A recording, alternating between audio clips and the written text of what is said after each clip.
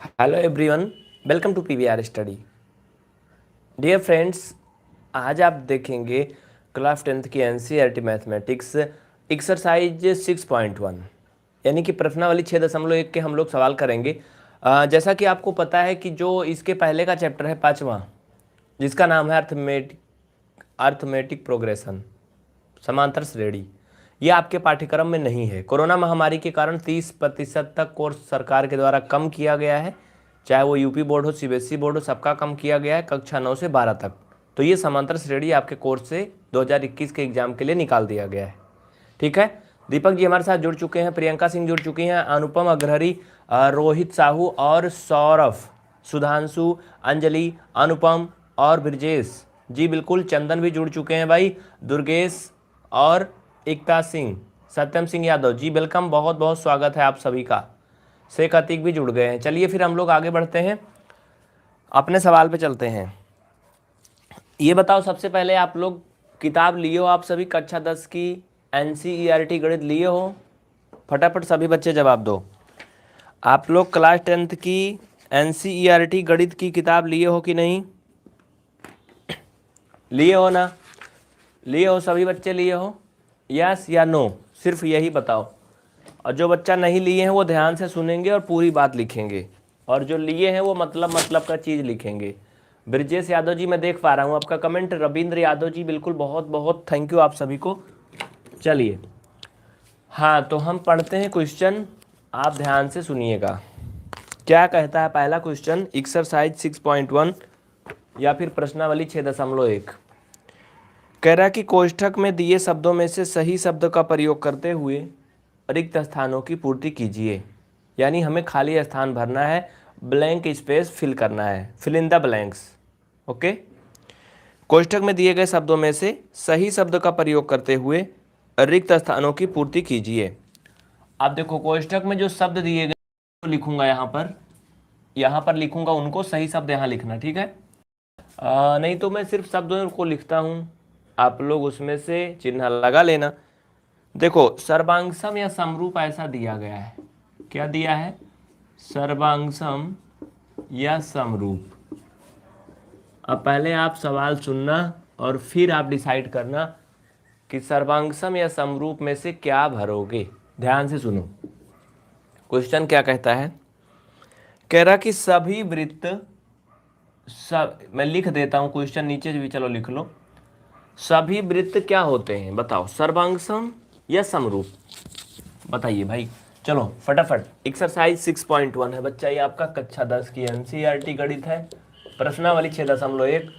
जिनके पास मनोहर प्रकाशन या कोई और प्रकाशन की बुक है उनको घबराना नहीं है, ये उनके सिलेबस से भी मिल रहा है, सिलेबस वही है, सिर्फ सवाल आगे पीछे होगा। कॉन्सेप्ट सीख लो बच्चा, ठीक है? कॉन्सेप्ट सीख लो, कोई बहुत बड़ा अंतर नहीं होता है। पहला कह रहा है कि सभी वृत्त, फिर डॉट डॉट, होते हैं। अब इसमें से भरना है कि सभी वृत्त क्या होते हैं। हनुमान प्रसाद, तुम तो सुबह 8 बजे भी स्कूल जाते हो, 9 बजे भी जाते हो। देखो पहले कॉन्सेप्ट समझो आप लोग। समेट्री इसको बोलते हैं, क्या बोलते हैं? समेट्री बोलते हैं समरूप को, इसको बोलते हैं कांग्रुएंस। तो सभी वृत्त क्या होते हैं? देखो भैया, सर्कल जो है ये छोटा सा भी होता है, हाँ, बड़ा सा भी होता है, और एकदम छोटा भी होता है। तो क्या सभी वृत्त देखो यहाँ कोई दो दिया नहीं है मतलब सभी वृत्त के बारे में बोल रहा है।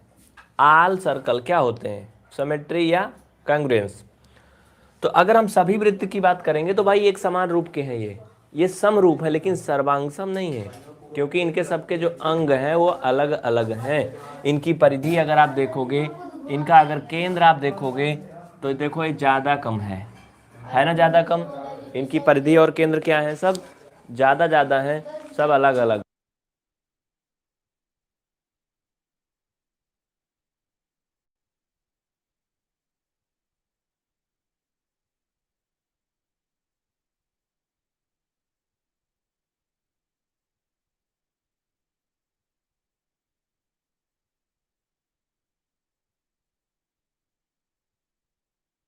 चलिए ठीक है, तो अब देखो क्या होता है, ये आप समझ गए।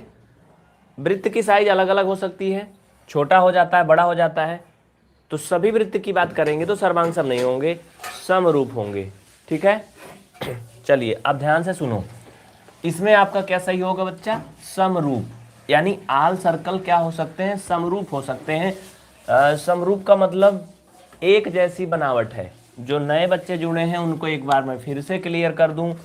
जैसे देखो, अगर मैंने एक आकृति ऐसा बना दिया बच्चा और एक मैंने ऐसा बना दिया, तो ये दोनों समरूप नहीं हैं। ठीक है, समरूप है ये नहीं है, क्योंकि ये इसका आकार अलग तरह से है, इसका रूप अलग है, इसका रूप अलग है, तो ये दोनों समरूप नहीं है। ठीक है, इतना क्लियर है ना बच्चा? देखो भैया दीपक जी जो भी स्कूल जा रहे हैं वो बच्चे क्या करेंगे, क्लास से लौट के आएंगे तो देख सकते हैं। ठीक है, जब भी लौट के आएंगे तब वो पढ़ सकते हैं, वीडियो चैनल पे अवेलेबल रहेगा। ठीक है, चलो, तो ये इसका राइट आंसर होगा समरूप, ये गलत है। ये आपका फिल इन द ब्लैंक्स का पहला हो गया। ध्यान से समझोगे सब समझ में आएगा। जो बच्चे कक्षा 10 में नहीं हैं वो भी अगर क्लास को पूरा देखेंगे तो उनको मैथमेटिक्स के बहुत सारे कॉन्सेप्ट आएंगे समझ में। देखो अब इसका हम दूसरा पार्ट पे चलते हैं। सेकेंड पार्ट आप ध्यान से देखो, सेकेंड पार्ट इसमें का क्या कह रहा है, बहुत ही ध्यान से देखो। ठीक है, कह रहा कि सभी वर्ग, भाई तुम लोग 8 बजे भी स्कूल जाते हो, 9 बजे भी, तो 8 बजे में काहे दर्द होता है? 8 बजे पढ़ लिया करो, 8 बजे भी नहीं पढ़ते हो। 8 बजे भी तो कहते हो कि स्कूल जाना है, 9 बजे भी कहते हो।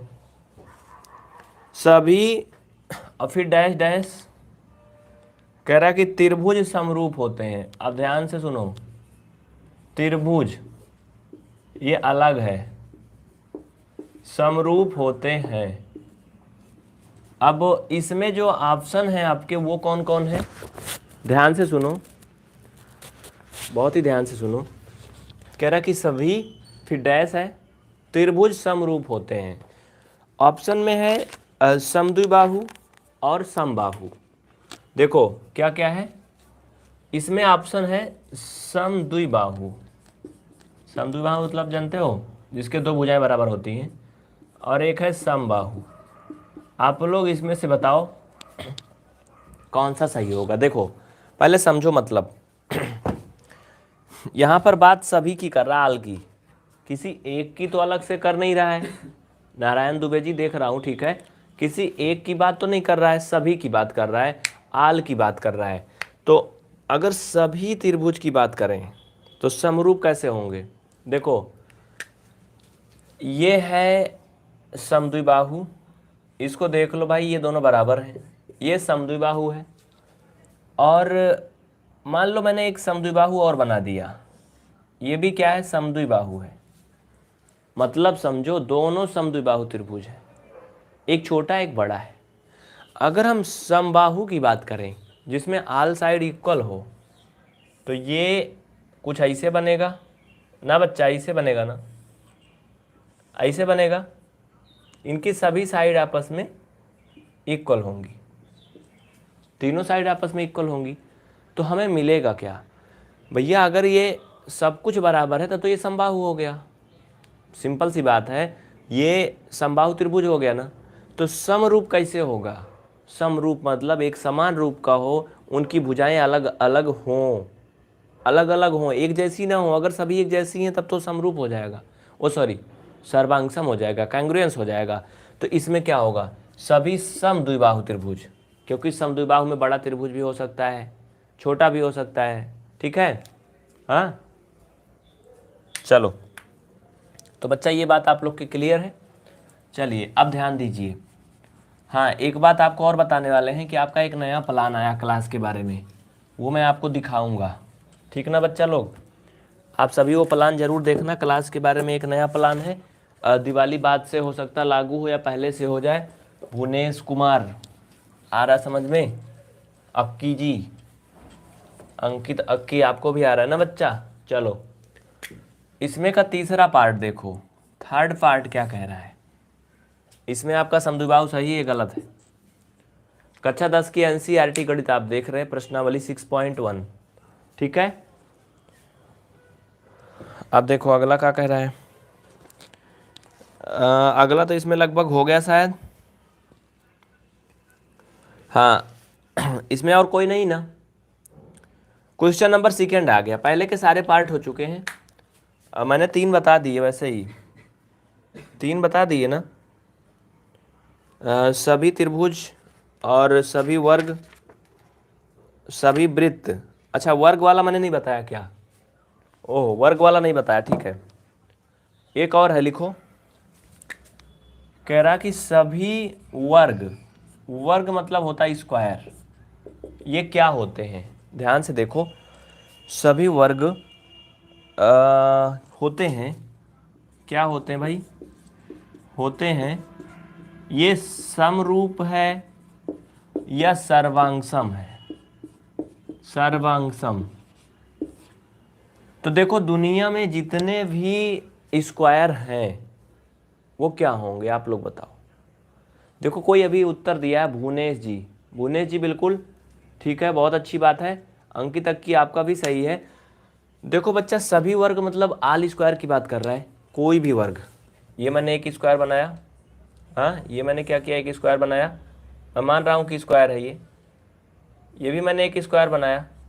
ये दोनों तो लगभग बराबर लग रहे हैं, लेकिन मैंने एक स्क्वायर और भी बनाया, ये और बड़ा है। एक स्क्वायर मैंने इतना छोटा सा बना दिया, ननकौआ बना दिया। अब ये सब तो अलग अलग है ना, लेकिन इनकी जो रूप है, इनकी शक्ल एक जैसी है ना, एक जैसी शक्ल। अब जैसे अगर कोई इसमें से ऐसे होता तो इनकी शक्ल अलग हो जाती, ऐसे तो कोई है नहीं, नहीं है ना भाई, ऐसे तो कोई नहीं है ना। और इसमें से सब एक जैसे हैं, कोई ऐसे भी नहीं है। अगर ऐसे नहीं है या फिर ऐसे नहीं है तो ये सभी एक जैसे रूप के हैं, ये क्या है, समरूप है। लेकिन सर्वांग सम नहीं है। कैंग्रुएंस तब होते हैं जब इनके सब अंग बराबर बराबर हों। यानी ये भुजा अगर बच्चा 3 सेंटीमीटर है, ये 3 सेंटीमीटर है, ये 3 है, ये 3 है, तो इसका जो सर्वांग सम होगा भैया, उसकी भी सारी भुजाएं 3 होनी चाहिए। अब कहो कि ये इसके सर्वांग सम है तो इसकी भुजा 3 होगी का, बताओ, इसकी 3 होगी? अरे यार इतना छोटा साइज की 3 है तो ये 3 थोड़ी होगी, ये तो ज़्यादा है। तो सर्वांग सम में बराबर होना चाहिए। ये 5 है तो ये बराबर नहीं है, ये कितना है, 5 है, ये बराबर नहीं है। इनकी भुजाएं 5 है, इनकी 3 है, कभी भी ये सर्वांग सम नहीं है। सर्वांग सम का मतलब पहले मैंने आपको बताया था कि एग्जाम्पल फिर से देख लो। जैसे ये 2 डिब्बी हैं तो ये दोनों सर्वांग सम है। सर्वांग सम का मतलब इनका आकृति भी एक जैसे हो और इनका आकार भी एक जैसे हो। ये देखो दोनों बराबर है, ये सर्वांग सम है। लेकिन एक छोटा पैक दिखा दूं, ये समरूप है, इनका रूप एक समान है, लेकिन इनका जो आप देखोगे हाइट, मोटाई, ये सब अलग अलग है ना। ये क्या है, ये सिमेट्री है, ये समरूप है, सर्वांग सम नहीं है। इनका रूप एक जैसा है। लेकिन अगर मैं कुछ अलग चीज़ का दिखा दूं आपको, मान लो मैंने एक मार्कर दिखा दिया, ये ना ही समरूप है ना ही सर्वांग सम है, ये ना ही समरूप है ना ही सर्वांग सम है, क्योंकि ये कुछ अलग तरह का है। तीर गाँव, ये मीर गाँव। जैसे घोड़ा के साथ बकरी की तुलना करो तो क्या होगा, घोड़ा के साथ बकरी की तुलना करोगे तो ना सर्वांग सम होगा ना समरूप होगा। लेकिन अगर घोड़ा के साथ आप गधा की तुलना करोगे तो वो क्या होगा, वो समरूप होगा, क्योंकि घोड़ा और गधा बनावट में लगभग एक जैसे होते हैं, है ना, लगभग एक जैसे होते हैं, तो आप मान सकते हो कि समरूप होते हैं। लेकिन सर्वांग सम नहीं होते हैं कि घोड़ा और गधा दोनों बराबर कर दो। हाँ आप ये कह सकते हो कि सभी घोड़े क्या होते हैं, समरूप होते हैं, लेकिन सर्वांग सम नहीं होते हैं। मान लो किसी के पास घोड़ा इतना बड़ा है, किसी का घोड़ा और बड़ा है, तो बराबर नहीं है ना, छोटा बड़ा है ना, ठीक है ना। तो ये होता है सर्वांग सम और समरूप। हाँ तो बच्चा क्वेश्चन नंबर सेकंड में आगे बढ़ो, पहले के सारे पार्ट हो चुके हैं। देखिए जिनके पास मनोहर प्रकाशन की बुक है या फिर कोई और है ना, ये सिलेबस एक ही है, उनके में ये सारा क्वेश्चन है। बस अंतर ये है कि इसमें हम उनको 6.1 में पढ़ा रहे हैं एनसीईआरटी में, हो सकता है उनके में ये 6A या 6B या 6C में होगा, आगे पीछे होगा। और एनसीईआरटी में 6.1 6.2 इस तरह से ये मैनेज करते हैं क्वेश्चन। जबकि मनोहर प्रकाशन या कोई और जो देसी किताबें होती हैं उनमें 6A 6B 6C ऐसे ABC में एक्सरसाइजों को बांटते हैं। दूसरी बात, जो अन्य किताबें होती हैं उनमें कुछ एक्स्ट्रा क्वेश्चन भी दिए होते हैं जिससे आप अभ्यास कर सकें। एनसीईआरटी में अगर 5 क्वेश्चन हैं तो उसमें 15 क्वेश्चन होता है। ठीक है, क्वेश्चन ज़्यादा होते हैं, यही अंतर होता है एनसीईआरटी और सामान्य बुकों में। बाकी पैटर्न वही देंगे, ऐसी बात नहीं कि अगर एनसीईआरटी में 6वां चैप्टर त्रिभुज है तो वो लोग त्रिभुज नहीं उसमें प्रायिकता दे देंगे। नहीं, चैप्टर वही होंगे, चैप्टर नहीं बदलेंगे, पार्ट वही होंगे, क्वेश्चन बदल सकते हैं, तरीका बदल सकता है। ठीक है ना बच्चा? तो चाहे जो भी किताब से पढ़ो सिलेबस वही होगा। ऐसा नहीं है कि इसमें एनसीईआरटी में अगर मैथ है 6वां चैप्टर तो उसमें हिंदी दे देंगे, नहीं, उसमें भी वही रहेगा, चैप्टर भी वही रहेगा, सब वही रहेगा, केवल सवाल आगे पीछे रहता है बस, बाकी सब वही रहता है। चलो दूसरा क्वेश्चन कह रहा है निम्नलिखित युग्मों के दो भिन्न भिन्न उदाहरण दीजिए। ठीक है, क्वेश्चन नंबर सेकंड, निम्नलिखित युग्मों के दो भिन्न भिन्न उदाहरण दीजिए। अब देखो यहाँ पे क्या होता है, निम्नलिखित युग्मों के, लाल कलर दिख रहा है, निम्नलिखित युग्म मतलब होता है जोड़ा, दो भिन्न भिन्न, भिन्न भिन्न मतलब अलग अलग। ठीक है, भिन्न भिन्न मतलब अलग अलग उदाहरण दीजिए। देखो बच्चा क्या करना है, युग्म कौन से हैं? पहला है समरूप आकृतियां, पहला है कह रहा कि समरूप आकृतियां, समरूप आकृतियां, इसके दो अलग अलग उदाहरण बताओ, और वह आकृतियां जो समरूप नहीं है इसके भी दो अलग अलग उदाहरण बताइए। अब आप लोग क्या करोगे, सोचोगे, चलो ऐसी आकृतियां जो सिमेट्री नहीं है, यानी जो समरूप नहीं है, क्या करना है, इनके अलग अलग उदाहरण बताने हैं। एक्सरसाइज 6.1 कक्षा 10 की एनसीईआरटी गणित आप देख रहे हैं। निम्न युग्मों के भिन्न भिन्न एग्जाम्पल दीजिए। सीबीएसई बोर्ड में ऐसे लिखा होगा give the example of following pair, ऐसे कुछ लिखा होगा, इंग्लिश में होगा, बाकी सवाल यही होंगे। यहाँ पे लिखा होगा figure is not symmetry, figure is symmetry, ऐसे दिया होगा ना। चलो देखो, जो आकृतियां समरूप है उनके अलग अलग उदाहरण, अलग अलग उदाहरण में जैसे देख लो समरूप, समरूप में सबसे बड़ा इंसान लिख सकते हो आप, सबसे बड़ा तरीका समरूप हमारी कक्षा के बच्चे, हमारी कक्षा के लड़के लिखो, बच्चे नहीं, क्योंकि लड़कियां समरूप नहीं होती लड़कों के, थोड़ा बहुत अंतर हो जाता है ना। तो ये क्या है, आपकी कक्षा के सभी बच्चे क्या हैं, समरूप हैं। अब कहोगे समरूप कैसे हैं? समरूप इसलिए हैं क्योंकि आपके दोस्त के भी दो ही आँख होगी, एक ही नाक होगा, एक ही मुंह होगा, दो ही हाथ पैर होंगे, सिर में बाल भी होगा, हो सकता ना हो किसी के, लेकिन बच्चों के रहता है अक्सर। हाँ, आँख के ऊपर बाल भी होगा, जिसे बारावन बोलते हैं, भौं, ये भी होगा, कान भी होगा, मतलब सब कुछ एक जैसे है ना। लेकिन एक चीज़ नहीं होगा कि वो आपके बराबर नहीं होगा, जैसे लंबाई में हो सकता है वो छोटा हो या हो सकता है वो बड़ा हो, ये हो सकता है ना, समझ रहे हो ना। तो ये पहला एग्जाम्पल है कि हमारी कक्षा के सभी लड़के क्या हैं, समरूप हैं, क्योंकि वो लंबाई में तो छोटे बड़े हो सकते हैं। मान लीजिए उसकी अंगुली जो है ये 5 सेंटीमीटर है, हमारी 3 सेंटीमीटर है, तो ये आपकी अंगुली छोटी बड़ी हो जाएगी, लेकिन ये नहीं होगा कि आपके हाथ में 5 अंगुलियाँ हैं तो उसके में 2 ये होंगी, ऐसा तो नहीं होगा, 5 उसके भी होंगी। यानी सब कुछ एक जैसे होगा, सिर्फ बराबर नहीं होगा, तो इसको क्या बोलेंगे, समरूप बोलेंगे। जैसे एक एग्जाम्पल मैं अभी आपको दिखाया था, लो फिर से देख लो, हमारे पास यही है, ये आकृतियाँ समरूप हैं क्योंकि ये एक जैसे दिख रही, एक ही जैसे दिख रही ना भाई, ढक्कन वैसे है, काला भी है, बनावट भी वैसे ही, क्या है, समरूप है, ये क्या है, समरूप है। लेकिन अगर ये दोनों सब चीज़ में बराबर हो जाए तो क्या है, ये सर्वांगसम है, ये सर्वांगसम है क्योंकि इनका सब कुछ बराबर है, नाप लो चाहे डोरी सूद से, सब बराबर है। ठीक है, तो ये होता है। 2 एग्जाम्पल देने को बोल रहा था, तो 2 एग्जाम्पल में आप एक और लिख सकते हो, क्या लिखोगे, कोई बताए, आप लोग बताइए, दूसरा एग्जाम्पल क्या हो सकता है, दूसरा एग्जाम्पल क्या हो सकता है, समरूप आकृतियां, हमारी कक्षा के लड़के जो हैं, ये ठीक है। समरूप आकृतियां में आप और क्या लिखोगे, सोच के बताओ जल्दी से, चलो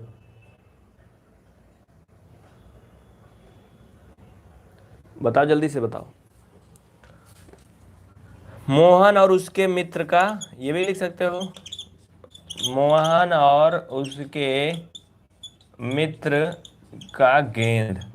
चलो, गेंद भी समरूप होते हैं। हाँ भाई भुवनेश जी, तुमको समझ में नहीं आ रहा कि गेंद कैसे होता है? गेंद कभी देखे हो कि नहीं? देखे हो ना?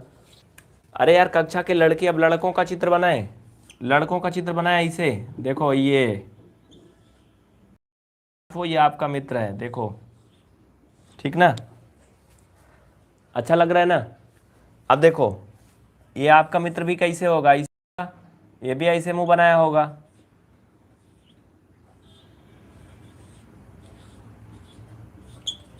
बहुत अच्छा बन गया यार, है ना? ये क्या है? समरूप है। अब लेकिन इसी के साथ एक जानवर बना दो, मान लो कोई भी, तो क्या होगा? वो समरूप होगा? नहीं होगा ना। ऐसे ही चित्र बनता है, ठीक है? समझ गए ना आप लोग? चलो देखो, गेंद, गेंद हमेशा गोल गोल होती है, देखे हो ना? बॉल, चाहे जो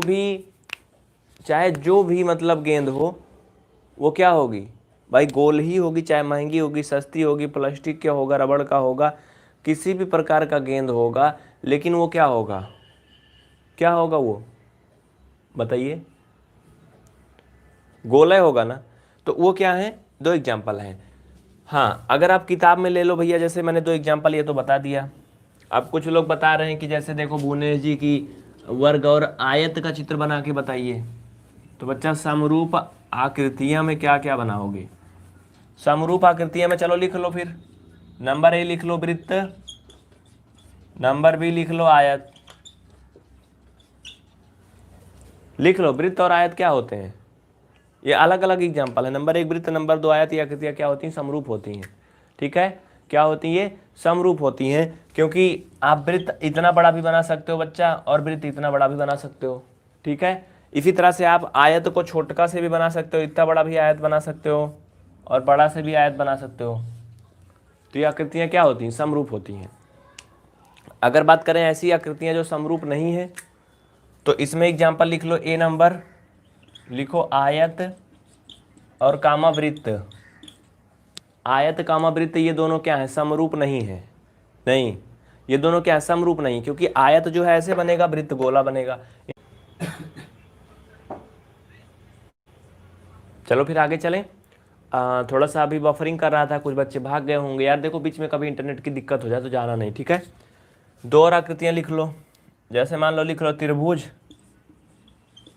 त्रिभुज के साथ है में लिख लो वर्ग। त्रिभुज और वर्ग कभी क्या होंगे? ये दोनों समरूप नहीं होंगे, क्योंकि त्रिभुज में 3 भुजाएं होती हैं, वर्ग में 4 भुजाएं होती हैं, सब अलग अलग होते हैं, ठीक है? ये इसका एग्जाम्पल देख लिए, इसका एग्जाम्पल भी दिखा दे रहा हूं बच्चा, देखो। समझ गए ना आप? वीडियो को पीछे कर लो तो एक बार फिर से आपको दिख जाएगा, दोबारा से दिख जाएगा। वीडियो को थोड़ा सा बैक कर लो, ठीक है? वीडियो को आगे पीछे कर लो, सब दिख जाएगा, जो भी इधर उधर हो रहा है सब दिख जाएगा। ये क्लास हर दिन सुबह 8 बजे से लाइव होती है बच्चा, लेकिन PBR स्टडी चैनल नंबर 3 पे लाइव होती है, याद रखना इस बात को। कहाँ पे होती है? PBR स्टडी चैनल नंबर 3 पे ये हर दिन लाइव होती, क्लास डेली होती है। ये चैनल याद रखना, इसको जाके अभी तुरंत सब्सक्राइब कर लेना। PBR स्टडी 3.0, क्या सर्च करोगे? PBR स्टडी, इस पे हर दिन सुबह 8 बजे से लाइव होती है, लेकिन जहां देख रहे हो इस पे हर दिन लाइव नहीं होती है। ये है आयत और वृत्त। वृत्त गोला होता है, ये समरूप नहीं है, दोनों अलग अलग है, ठीक है? त्रिभुज ऐसे होता है, वर्ग ऐसे होता है। ये दोनों आकृतियां क्या हैं? समरूप नहीं है, क्योंकि इनके रूप अलग अलग हैं। समझ गए ना बच्चा? तो ये आपका 6.1 का 2 क्वेश्चन हो गया, ठीक है? 6.1 का 2 क्वेश्चन हो गया। तीसरा क्वेश्चन एक बहुत ही सिंपल वे में दिया है, ठीक है? बहुत ही सिंपल वे में दिया है बच्चा। वो क्या कह रहा है ध्यान से समझ लो। ये 2 क्वेश्चन हो गए। तीसरा क्वेश्चन कह रहा है बताइए निम्नलिखित चतुर्भुज समरूप है या नहीं है? 2 चतुर्भुज दिए गए हैं, उनको कह रहा कि बताओ ये समरूप है या नहीं है। अब देखो मैं उन चतुर्भुज को आपके सामने दिखाऊंगा। एक्सरसाइज 6.1 क्लास 10th की एनसीईआरटी मैथमेटिक्स आप देख रहे हैं इस समय लाइव सुबह 8 बजे से पीवीआर स्टडी के इलाहाबाद चैनल पर। अब चलिए, बच्चा एक आकृति ऐसे दी गई है लेकिन ये सीधा नहीं है। हाँ ये सीधा है, ठीक है। ध्यान से देखो, ये एक फिगर दिया गया है, ऐसे ऐसे दिया गया है, ये ऐसे दिया गया, ऐसे बना है। एक फिगर दिया बाबू ऐसे दिया है, ऐसे मतलब जैसे मैं खींच रहा हूँ ऐसे, ध्यान दो। देखो दोनों में अंतर समझो। कह रहा क्या ये दोनों समरूप हैं, यस या नो, बोलो। ये दोनों समरूप हैं, सिमेट्री हैं, यस या नो। देखो बिल्कुल भुवनेश जी का उत्तर आ गया, बहुत अच्छी बात है। अंकिता सिंह, प्रियंका, सुधांशु, श्वेता यादव, बहुत अच्छे, वेरी गुड, सभी का सही है। भाई अभी अभी कोई एक स्टूडेंट आए हैं जिनका नाम है विद्यानंद गुप्ता और जियो बाटा पीवीआर स्टडी। भाई ये तुम तो रोज नाम बदलते रहते हो बच्चा। देखो ये समरूप नहीं है, क्यों? क्योंकि इनकी जो भुजाएं हैं देखो ये हल्का सा तिरछा है, ये तिरछा हल्का सा ना, लेकिन इसकी ऐसा नहीं है, इसकी ऐसा नहीं है, इसलिए क्या है ये समरूप नहीं है। ये समरूप होती अगर ये ट्रायंगल जो है ऐसे होता, ये ऐसे होता, भले छोटा होता, ये ऐसे होता तो ये समरूप होता, ये इसके समरूप होता अगर ऐसे होता तो। लेकिन ये हल्का ऐसे देखो तिरछा है, मतलब एक समान रूप का नहीं है, समझ रहे हो ना, एक समान रूप का नहीं है। जैसे एक सिंपल इंसान की एक दिव्यांग पर्सन से अगर आप तुलना करिए तो वो समरूप नहीं होते हैं। मान लीजिए कोई दिव्यांग है जिसका एक हाथ नहीं है या एक पैर नहीं है, तो वो सामान्य पर्सन के समरूप नहीं है, ठीक है, सर्वांगसम भी नहीं है, वो अलग है फिर। लेकिन वैसे अगर सामान्य लोगों की देखा जाए तो सामान्य लोग सभी क्या होते हैं, समरूप होते हैं। सामान्य लोग क्या होते हैं, समरूप होते हैं। तो उसी तरह से इसमें है। तो फिर दोस्तों आज की क्लास यहीं पे एंड होती है। ये क्लास हर रोज़ संडे को छोड़ करके लाइव होती सुबह 8 बजे से, आप सभी देख सकते हैं। हाँ, जो स्टूडेंट नए जुड़े हैं वो चैनल को तुरंत सब्सक्राइब कर लें और बेल आइकन ऑन करें, जिससे कि उनको सारी क्लासें मिल सकें। एक काम वो और करें, ये नंबर मैं लिख रहा हूँ, इस पर अपना नाम, क्लास का नाम और अपने ज़िले का नाम लिख कर भेजें और व्हाट्सएप के ग्रुप में जुड़ जाएंगे आप। बिल्कुल फ्री में आपको जोड़ दिया जाएगा। इसमें आपको क्लास के लिंक मिलेंगे और आप पढ़ पाएंगे घर बैठे, ठीक है ना बच्चा लोग। तो क्या करोगे, आप सभी इन नंबर पे संपर्क करेंगे, अपना नाम, क्लास का नाम, ये चीज़ ज़रूर भेजना, नहीं तो कोई रिप्लाई नहीं मिलेगा। क्लास और डिस्ट्रिक्ट का नाम मतलब ज़िले का नाम। और हाँ, रिप्लाई मिलने में आपको अधिकतम 72 घंटे लग सकते हैं, मतलब अधिकतम 3 दिन लग सकता है रिप्लाई मिलने में, लेकिन ये अधिकतम है। आपको रिप्लाई 2 घंटे में भी मिल सकता है, 1 घंटे 2 घंटे में भी मिल सकता है, ठीक है। ये अधिकतम 3 दिन है। आप मतलब परेशान मत होना कि हाँ मेरा रिप्लाई नहीं मिल रहा है।